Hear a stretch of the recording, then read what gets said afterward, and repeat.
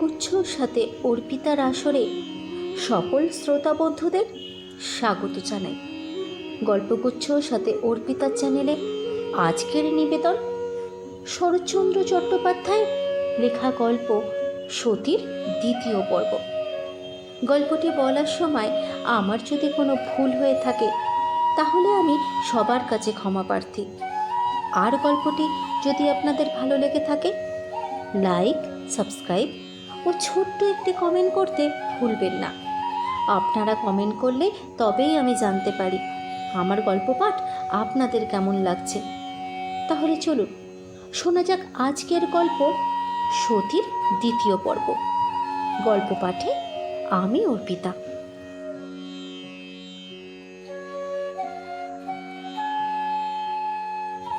সতী গল্পটির প্রথম পর্বে আমরা দেখি যে হরিশ পাবনার একজন নামজাদা উকিল।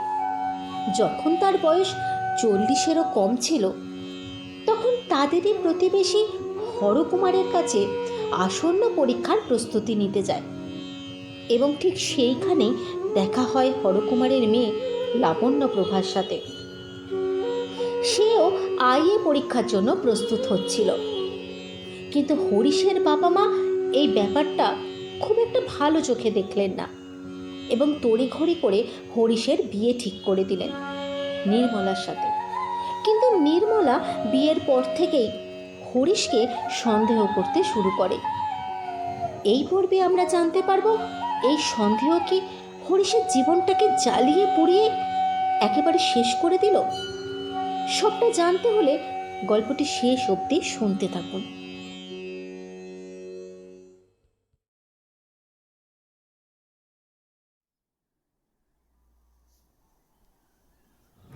সেবার বসন্ত রোগ দেখা দিল। বহু লোক মরতে লাগলো। ধীরে ধীরে রোগ যেন মহামারীর আকার নিল। সেই রোগ হরিশকেও ছাড়ল না।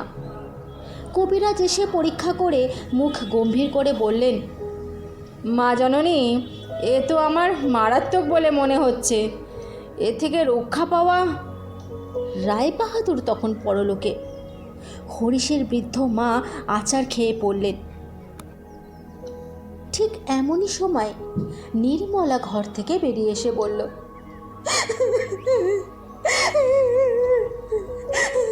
আমি আমি যদি সতী মায়ের সতী মেয়ে হই, আমার আমার নোয়া সিঁদুর ঘোচাবে এমন সাধ্য কার? তোমরা তোমরা ওকে দেখে রেখো, আমি চললুম।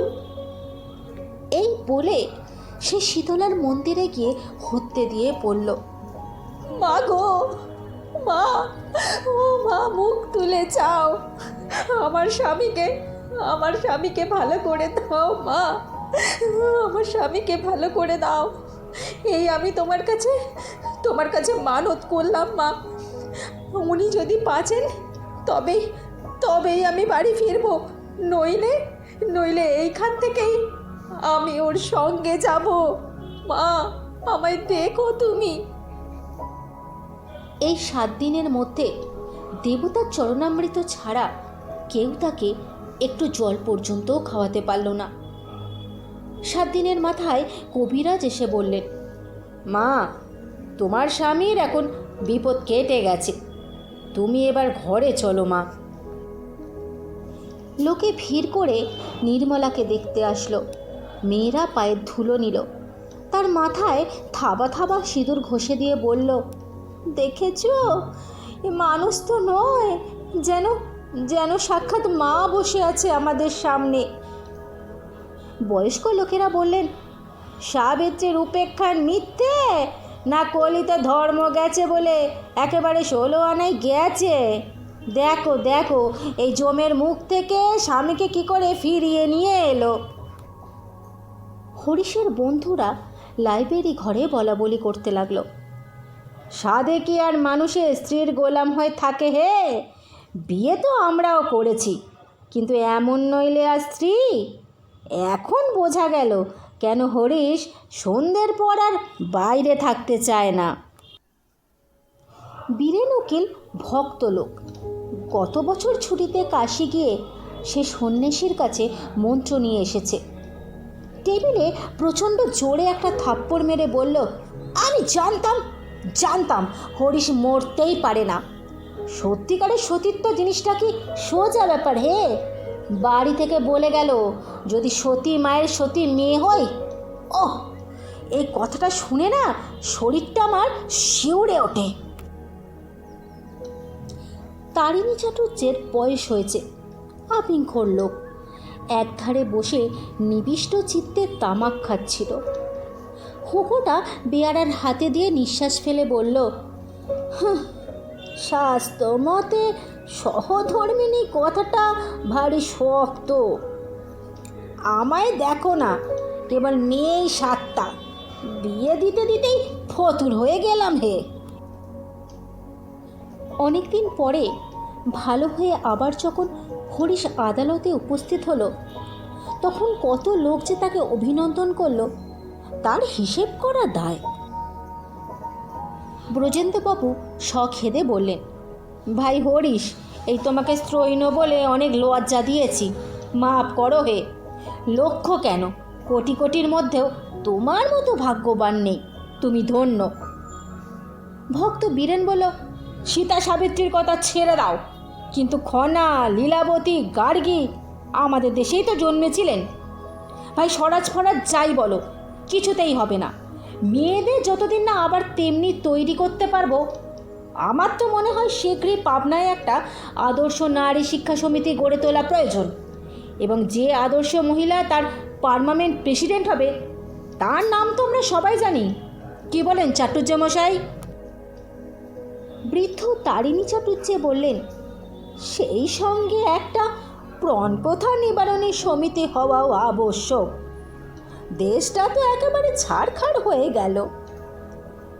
ব্রজেন্দ্র বললেন, হরিশ, তোমার তো ছেলেবেলায় খাসা লেখার হাত ছিল, তোমার উচিত তোমার এই রিকভারি সম্বন্ধে একটা আর্টিকেল লিখে আনন্দবাজার পত্রিকায় ছাপিয়ে দেওয়া। হরিশ কোনো কথারই জবাব দিতে পারল না, কেবল অমোঘ কৃতজ্ঞতায় তার দুটো চোখ জলে ছলছল করতে লাগলো। মৃত জমিদার গোসাইচরণের বিধবা পুত্রবধূ যামিনী রায়চৌধুরীর সঙ্গে তার অন্যান্য পুত্রদের বিষয় সংক্রান্ত মামলা বেঁধেছিল। হরিশ ছিল যামিনীর উকিল। জমিদারের লোক কে যে কোন পক্ষে জানা কঠিন বলে গোপনে পরামর্শের জন্য যামিনী নিজেই ইতিপূর্বে 2-1বার উকিলের বাড়ি এসেছিলেন। আজ সকালেও যামিনীর গাড়ি এসে হরিশের সদর দরজায় থামল। হরিশ সসম্ভ্রমে তাকে নিজের বসবার ঘরে এনে বসালেন। আলোচনা পাছে ও ঘরের মুহুরীর কানে যায় এই ভয়ে উভয়েই সাবধানে ধীরে ধীরে কথা বলছিলেন। যামিনী কি একটা অশোকলগ্ন প্রশ্নে হরিশ হেসে ফেলে জবাব দেবার চেষ্টা করতেই যাচ্ছিল। পাশের ঘরের পর্দার আড়াল থেকে অকস্মাৎ তীক্ষ্ণ কণ্ঠের শব্দ আসলো,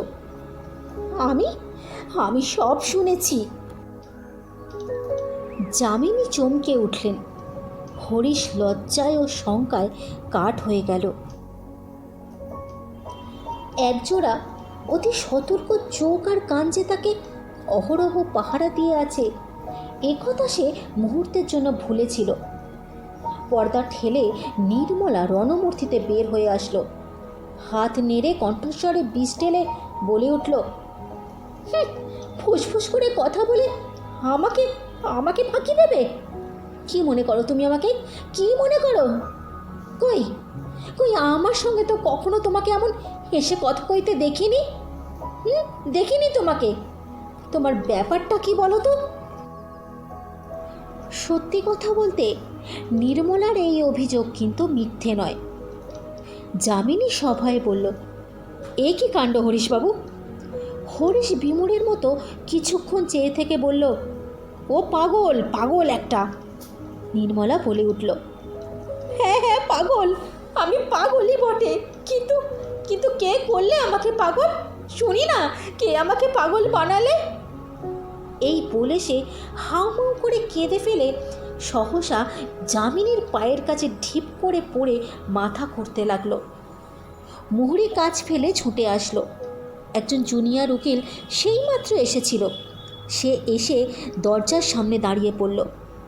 বোস কোম্পানির বিল সরকার তারই কাঁধের ওপর দিয়ে উঁকি মারতে লাগলো এবং তাদেরই চোখের সামনে নির্মলা মাথা খুঁড়তে লাগলো।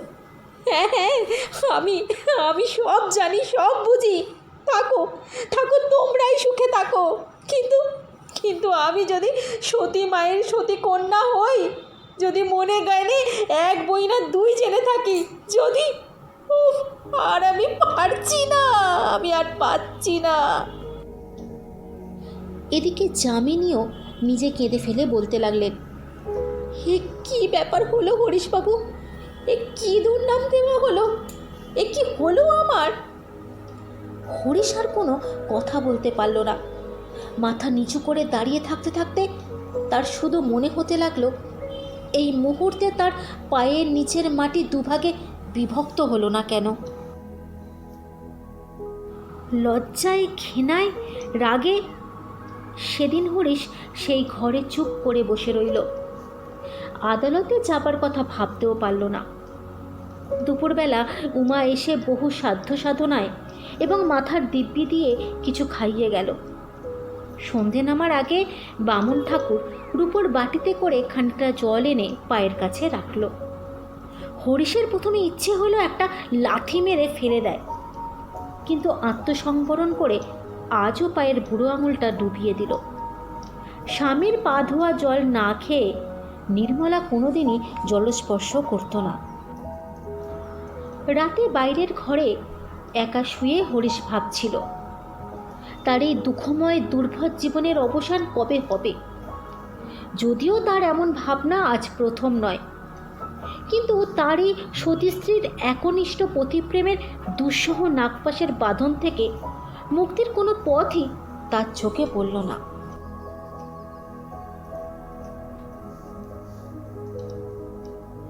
এরপর কেটে গেছে 2 বছর। নির্মলা অনুসন্ধান করে জেনেছে যে খবরের কাগজের খবরটা মিথ্যে নয়। লাবণ্য যথার্থই পাবনার মেয়ে স্কুলের পরিদর্শক হয়ে এসেছে। আজ হরিশ একটু সকাল সকাল আদালত থেকে ফিরে ছোট বোন উমাকে ডাক দিল। উমা, এই উমা, একটু শুনে যা তো। হ্যাঁ দাদা, বলো। শোন না, আজকে রাতের ট্রেনেই আমাকে জরুরি কাজে কলকাতা যেতে হবে। 3-4 পর ফিরব। আমার সব জিনিসপত্র চাকরকে দিয়ে একটু গোছগাছ করিয়ে রাখতো। আজ দিন 15 হলো স্বামী স্ত্রীতে একেবারে কথা বলা বন্ধ। রেলওয়ে স্টেশন দূরে। রাত্রির 8টার মধ্যে মোটরে করে বের হতে হবে। সন্ধ্যের পরে সে মকদ্দমার দরকারি কাগজপত্র হ্যান্ডব্যাগে গুছিয়ে নিচ্ছিল। নির্মলা এসে প্রবেশ করল। হরিশ শুধু মুখ তুলে চেয়ে দেখল, কিছু বলল না। আজ কলকাতায় যাচ্ছ নাকি? হ্যাঁ। কেন? কেন আবার কি? মক্কেলের কাজ, হাইকোর্টে মোকদ্দমা আছে। চলো না, আমিও তোমার সঙ্গে যাই। তুমি যাবে? গিয়ে কোথায় থাকবে শুনি? কেন, যেখানে হোক। তোমার সঙ্গে গাছতলাতে থাকতেও আমার লজ্জা নেই। কথাটি ভালো এবং সতী স্ত্রীর উপযুক্ত, কিন্তু হরিশের সর্বাঙ্গে যেন বিচুটি মাখিয়ে দিল। শোনো, তোমার লজ্জা না থাক, আমার আছে। আর আমি গাছতলার পরিবর্তে আপাতত কোনো এক বন্ধুর বাড়িতে গিয়ে উঠবো স্থির করেছি। ও, তাহলে তো খুব ভালো কথা। তার বাড়িতে স্ত্রী আছে, ছেলে মেয়ে আছে, আমার কিন্তু কোনো অসুবিধে হবে না। হ্যাঁ, সে হবে না, কিন্তু বলা নেই কওয়া নেই, বিনা আহ্বানে পরের বাড়ি তোমাকে নিয়ে গিয়ে উঠতে আমি পারবো না। পারবে না তো? জানি তো তুমি আমাকে সেখানে নিয়ে গিয়ে উঠতে পারবে না। আমাকে সঙ্গে নিয়ে গেলে লাবণ্যর ওখানে ওঠা যায় না, তাই তো? ঠিক বলেছি তো আমি? হরিশ এবার খেপে গেল। হাত মুখ নেড়ে চিৎকার করে বলল, তুমি যেমন নোংরা তেমন মন্দ। সে বিধবা ভদ্রমহিলা, আমি বা সেখানে যাব কেন? আর সেই বা আমাকে যেতে বলবে কেন? তাছাড়া আমার সময় বা কই? কলকাতায় গিয়ে পরের কাজে তো নিঃশ্বাস ফেলার ফুরসত পাবো না আমি। আর তোমার খালি সন্দেহ না? পাবে গো পাবে, তুমি ঠিক সময় পাবে। এই বলে নির্মলা ঘর থেকে বের হয়ে গেল। দিন তিনেক পরে হরিশ কলকাতা থেকে ফিরে আসলে লাবণ্য বলে ওঠে, আরে 4-5 দিন বলে গেলে, আর 3 দিনেই যে ফিরে এলে বড়। কাজ চুকে গেল তাই চলে এলাম। ওরে বাবা, তা লাবণ্যর সঙ্গে দেখা হয়নি বুঝি? না। এমা, কলকাতাতেই যদি গেলে তো একবার খবর নিলে না কেন? আমি সময় পাইনি। ও বাবা, অত কাছাকাছি গেলে আর একটু সময় করে নিলেই হতো। তা যাককে যাক, অনেক কাজ পড়ে আছে, আমি রান্নাঘরে যাই।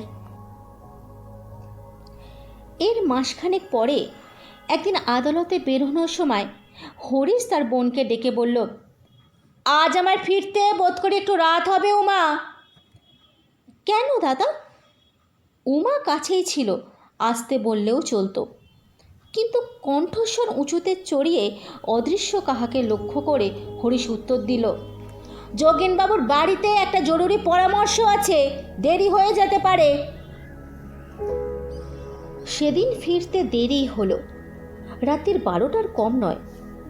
হরিশ মোটর থেকে নেমে বাইরের ঘরে গিয়ে প্রবেশ করল। কাপড় ছাড়তে ছাড়তে শুনতে পেল নির্মলা ওপরের জানলা থেকে সোফারকে ডেকে জিজ্ঞেস করছে, আব্দুল, ও আব্দুল, ওই যোগেনবাবুর বাড়ি থেকে এলে বুঝি? নেই মাইজি, ও স্টেশন সে আতে হ্যাঁ। স্টেশন? স্টেশন কেন? গাড়িতে কেউ এলো বুঝি? हाँ, कोलकाता से एक माईजी और बच्चा आया है। ও, কলকাতা থেকে? তা বাবু নিয়ে তাদের বাসায় পৌঁছে দিয়ে এলেন বুঝি? হ্যাঁ মাইজি। এই কথার জবাব দিয়ে গাড়ি আস্তা বলে নিয়ে চলে গেল আব্দুল। ঘরের মধ্যে হরিশ আড়ষ্ট হয়ে দাঁড়িয়ে রইল।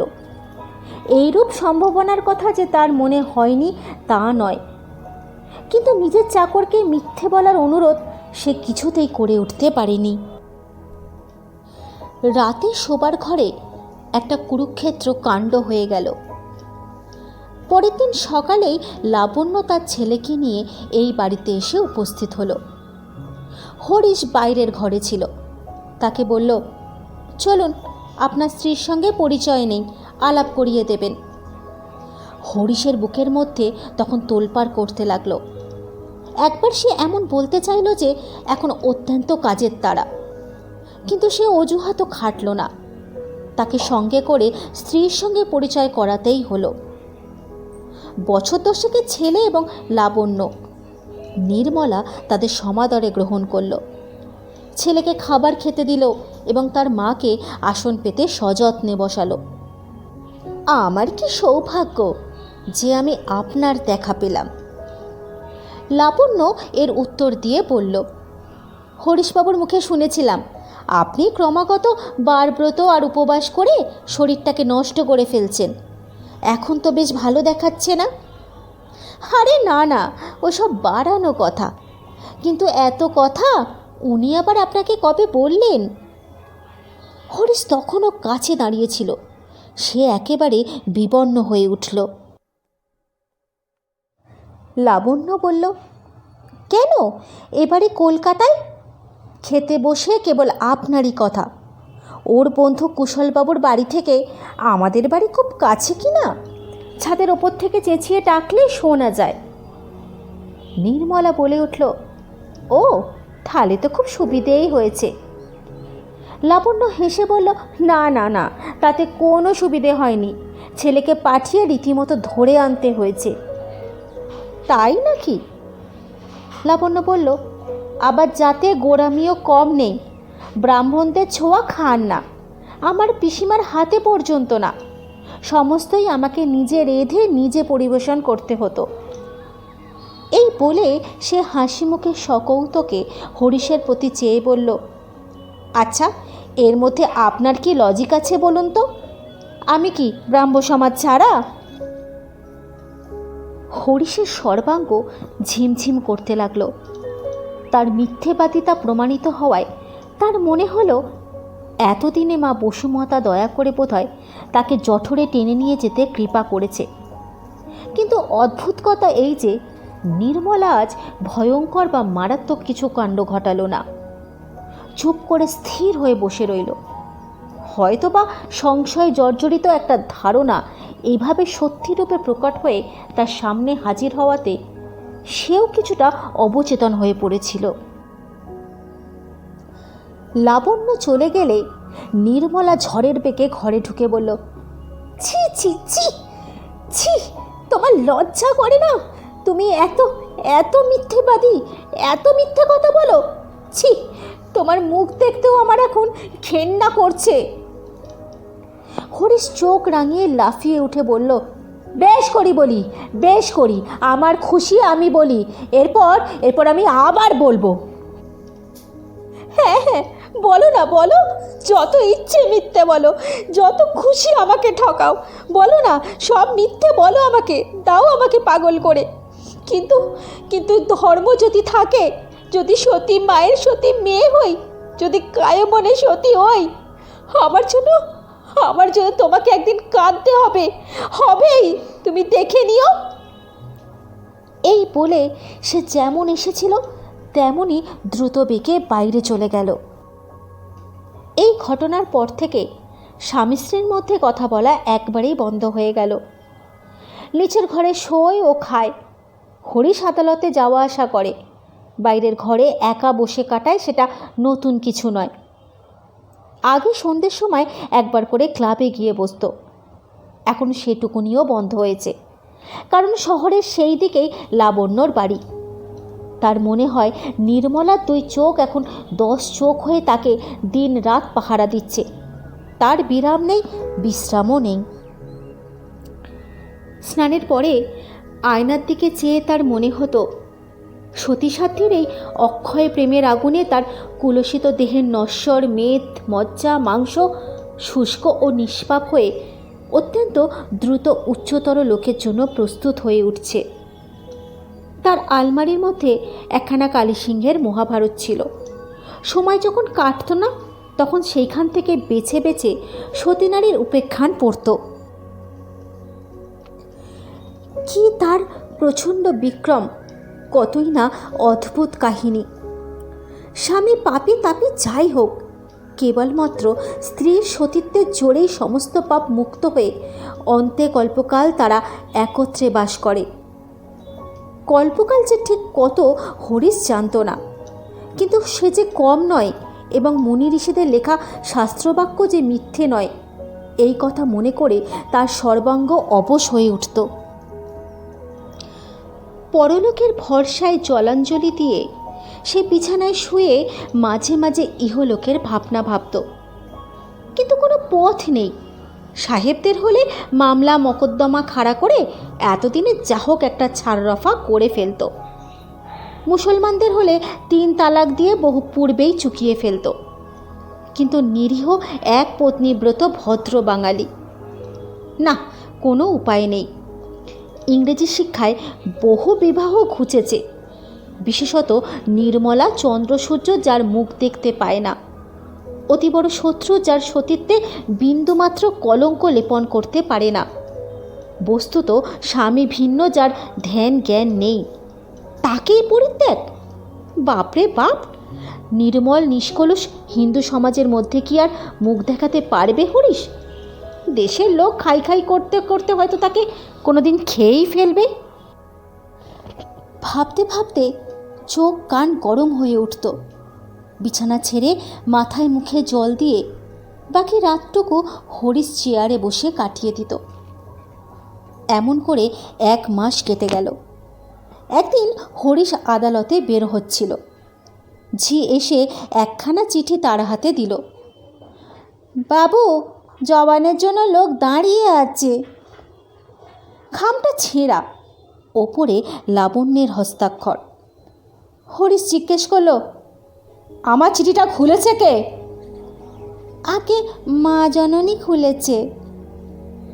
হরিশ চিঠি পড়ে দেখল লাবণ্য অনেক দুঃখ করে লিখেছে। সেদিন আমার অসুখ চোখে দেখে গিয়েও আর একটি বারও খবর নিলেন না। আমি মরলুম না বাঁচলুম, অথচ বেশ জানেন এই বিদেশে আপনি ছাড়া আমার আপন লোক কেউ নেই। যাই হোক, এই যাত্রায় আমি মরিনি, বেঁচে আছি। এ চিঠি কিন্তু সে নালিশের জন্য নয়। আজ আমার ছেলের জন্মদিন, কোট ফেরত একবার এসে তাকে আশীর্বাদ করে যাবেন, এই ভিক্ষে রইল আপনার কাছে। ইতি লাবণ্য।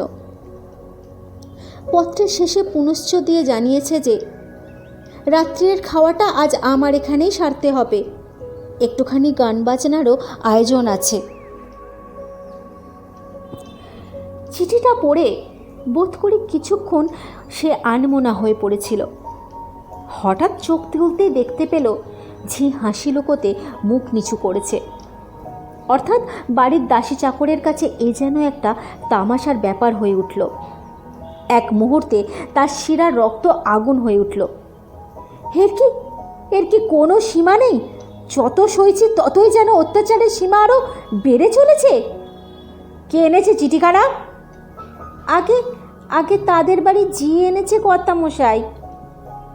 হরিশ বলল, তাকে বলে দাও গে আমি কোটের ফেরত যাব। এই বলে সে বীর দর্পে মোটরে গিয়ে উঠল। সেই রাতে বাড়ি ফিরতে হরিশের একটু রাতই হলো। গাড়ি থেকে নামতেই দেখল তার উপরের শোবার ঘরের জানলায় নির্মলা পাথরের মূর্তির মতো স্তব্ধ হয়ে দাঁড়িয়ে আছে। ডাক্তারের দল কিছুক্ষণ হলো বিদায় নিয়েছে। পারিবারিক চিকিৎসক বৃদ্ধ জ্ঞানবাবু যাবার সময় বলে গেলেন, বোধহয় সমস্ত আফিমটাই বার করে ফেলা গেছে, বৌমার জীবনে আর কোনো শঙ্কা নেই। হরিশ একটুখানি ঘাড় নেড়ে কী ভাব প্রকাশ করল, বৃদ্ধ তাহাতে মনোযোগ করল না। শোনো হরিশ, যা হবার হয়ে গেছে, এখন কাছে কাছে থেকে দুদিন সাবধানে রাখলেই বৌমার বিপদটা কেটে যাবে। সেদিন বার লাইব্রেরি ঘরে আলোচনার অত্যন্ত তীক্ষ্ণ ও কঠোর হয়ে উঠল। ভক্ত বীরেন বলল, আমার গুরুদেব স্বামীজি বলেন, বীরেন, মানুষকে কখনো বিশ্বাস করবে না। সেদিন গোসাইবাবুর বিধবা পুত্রবধূর সম্বন্ধে যে স্ক্যান্ডেলটা প্রকাশ হয়ে পড়েছিল, তোমরা তো তা বিশ্বাসই করলে না, বললে হরিশ এ কাজ করতেই পারে না। এখন দেখলে তো। শোনো হে, গুরুদেবের কৃপায় আমি এমন অনেক জিনিস জানতে পারি যা তোমরা ড্রিমই করতে পারবে না। ব্রজেন্দ্র বলিল, উফ, হরিশটা কি স্কাউন্ডেল! ওই রকম সতী সাবিত্রীর স্ত্রী যার। কিন্তু মজা দেখেছো সংসারে? বদমাইশগুলোর ভাগ্যে কেবল এই রকম স্ত্রী জোটে, যত সব। বৃদ্ধ তারিণী চাটুর্যে হুঁকো নিয়ে ঝিমোচ্ছিলেন। সে হঠাৎ করে বলে উঠলেন, আমার তো মাথায় চুল পেকে গেল, কিন্তু আমার ক্যারেক্টারে কেউ কখনো একটা স্পট দিতে পারল না, অথচ আমারই হলো ওই 7-7টা মেয়ে। বিয়ে দিতে দিতে দেউলে হয়ে গেলাম গো। যোগিনীবাবু বললেন, আমাদের মেয়ে স্কুলের পরিদর্শক হিসেবে ওই লাবণ্যপ্রভা মহিলাটিকে দেখেছি, একেবারে আদর্শ। গভর্নমেন্টের বোধ করি এবার মুভ করা উচিত। ভক্ত বীরেন বললেন, অ্যাবসলিউটলি নেসেসারি। সম্পূর্ণ একটা দিন পার হলো না। সতীসাধ্যের স্বামী হরিশের চরিত্র জানতে শহরে কারোর আর বাকিও রইল না, এবং সুদীর্ঘবর্গের কৃপায় সকল কথাই তার কানে এসে পৌঁছল। উমা এসে চোখ মুছে বলল, দাদা, তুমি আমার বিয়ে করো। পাগল হলি তুই? পাগল কেন দাদা, পাগল কেন? আমাদের দেশে তো পুরুষের বহু বিবাহ ছিল, বলো। তখন আমরা বর্বর ছিলাম। বর্বর? কিসের বর্বর? তোমার দুঃখ কেউ না জানুক, আমি তো জানি, বলো। সমস্ত জীবনটাই কি তোমার এমন ব্যর্থ হয়ে যাবে? উপায় কি বোন? স্ত্রী ত্যাগ করে আবার বিয়ে করার ব্যবস্থা পুরুষের আছে জানি, আর খুব ভালো করেই জানি, কিন্তু মেয়েদের তো নেই। তোর বৌদিরও যদি এ পথ খোলা থাকতো, তোর কথায় রাজি হতাম উমা আমি। তুমি যে কি বলো দাদা, এই বলে উমা রাগ করে চলে গেল। হরিশ চুপ করে একা বসে রইল। তার উপায়হীন অন্ধকার মন থেকে কেবল একটা কথাই ভেসে আসলো, পথ নেই, আর কোনো পথ নেই। এই আনন্দহীন জীবনে দুঃখই ধ্রুব হয়ে রইল।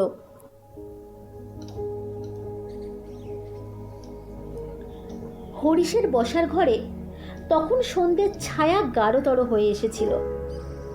হঠাৎ কানে গেল পাশের বাড়ির দরজায় দাঁড়িয়ে বৈষ্ণব ভিখারির দল কীর্তন সুরে দ্যুতির বিলাপ গাইছে। দ্যুতি মথুরায় এসে বজ্রনাথের হৃদয়হীন নিষ্ঠুরতার কাহিনী বিনিয়ে বিনিয়ে নালিশ করছে। সেকালে এই অভিযোগের কিরূপ উত্তর দ্যুতি পেয়েছিল হরিশ তা জানত না, কিন্তু একালে সে বজ্রনাথের পক্ষে বিনা পয়সার উকিল হয়ে দাঁড়িয়ে তর্কের পর তর্ক জুড়ে মনে মনে বলতে লাগলো, ওগো দ্যুতি, নারীর একনিষ্ঠ প্রেম খুব ভালো জিনিস, সংসারে তার তুলনা নেই। কিন্তু তুমি তো সব কথা বুঝবে না, বললেও না।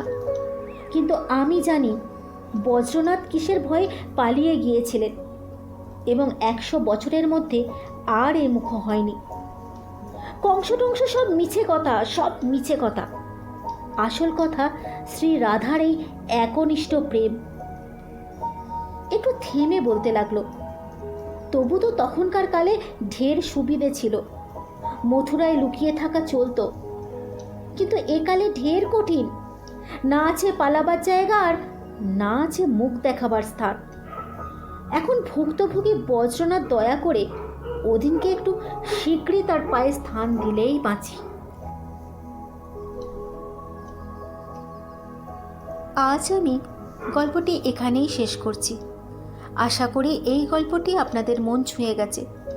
গল্পটি যদি ভালো লাগে তাহলে ছোট্ট একটি কমেন্ট করতে ভুলবেন না। আপনাদের সঙ্গে আমার আবার দেখা হবে নতুন কোনো গল্পের সাথে। ততদিনে ভালো থাকুন এবং সুস্থ থাকুন। ধন্যবাদ।